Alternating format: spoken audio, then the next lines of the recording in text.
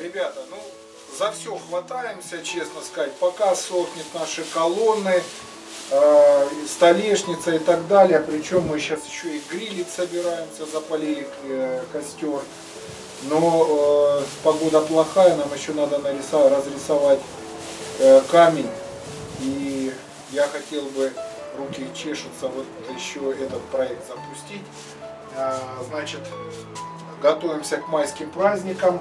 За прошлый год и зиму наш камин немножко потускнел, надо придать ему глянца, праздничный такой вид ему придать. Ну и, соответственно, моя дорогая супруга хочет здесь сделать такой барельеф жизнерадостный. Вот она попробовала, у нас не очень удобно это все рисуется, к этому процессу я подключился. И сейчас будем мы делать следующим образом. Значит, я приготовил вот такой шаблончик, который мы будем заливать и готовить основу для будущего барельефа, чтобы можно было красиво расписать и было удобно моей жене. Значит, ставим это сюда вот таким образом. Вот таким образом. Значит, сеточку мы заготовили по размеру. Мы закрепили сетку, прогрунтовали, замешали раствор. Теперь сейчас будем наш шаблон заполнять раствором.